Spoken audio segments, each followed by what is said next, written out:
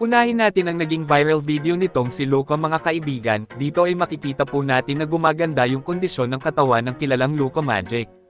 Pansing nawala na yung taba ni Luka, na kung matatandaan po nating lahat na kaya trend ng Dallas si Luka ay nandahil sa timbang at kapabayaan di umano sa pagkukondisyon ng katawan. Isa din ang health issue kung bakit pinakawalan ng Mavs si Luka, dahil sa injury nito last season sa Dallas at pagkawalan niya ng focus sa katawan para makitang isa pa siyang totoong atleta. Para sa akin posibleng may mga malalim pa talaga na dahilan kaya nagawa yun ni Nico Harrison. Isa na po dyan ang depensa at ang malaking tiwala ng front office nila kay Kyrie Irving. Ang pagkuha din ng Dallas kay AD via trade ay okay din naman para sa kanila. May pangalan din ng isang Anthony Davis at hindi lang pangalan kasi totoong maabilidad ito, kinakatakutan ang depensa at ang kanyang opensa ay angat din, yun nga lang prone nga rin siya sa injury at kita naman natin sa kanya sa unang season pa lang niya sa Mavs.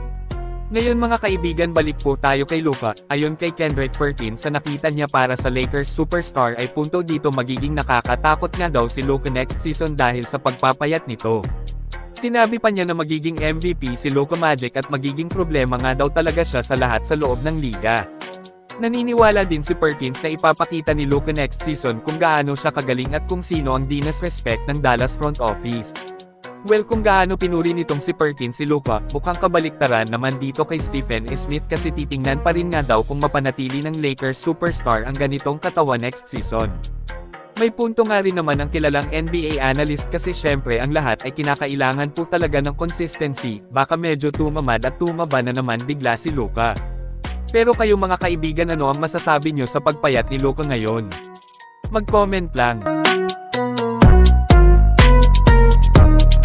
Ngayon ay dito na tayo sa patungkol sa maingay noon pa lang na storyang Stephen Curry at LeBron duo sa Warriors. Sa mga hindi pa nakakaalam, nag-attempt po ang Warriors front office na kunin si LeBron sa Lakers noon via trade. Ayon pa sa maraming report, noon na mismong may-ari ng GSW na si Joe Lacob ang gusto na makuha nila ang all-time leading scorer para i-tandem sa greatest shooter. Kapag ka nagsama ang dalawang ito ay marami po ang nagsasabing napakahirap nga daw talaga nilang talunin mga kaibigan. Parehong kilalang mamaw sa kani-kanilang style sa loob ng court, parehong may pangalan at kinabibiliban ng marami ang kanilang mga galawan. Noong nakaraan lang viral po ang komento ni Curry kay LeBron, na dilumog ng sari-saring reaksyon ng mga fans. Sabi dito ng GOAT shooter na welcome at matagal na nga daw nilang hinihintay ang pagdating ni LeBron. Ito ay tungkol sa golf naman siguro, pero iba ang reaksyon ng mga fans, kinonekta nila sa storyang pagsama ng dalawa sa iisang team sa NBA.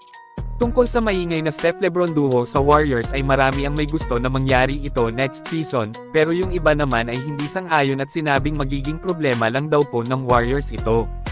Ayon sa trade ideya na nabasa natin, para makuha ng GSW si LeBron ay si Butler ang posibleng pakakawalan nila para mapapayag ang Lakers. Matinik ang isang Jimmy Butler at sureball katakot din silang isama ni Luka. Kayo mga kaibigan, ano ang masasabi nyo dito sa LeBron-Butler swap?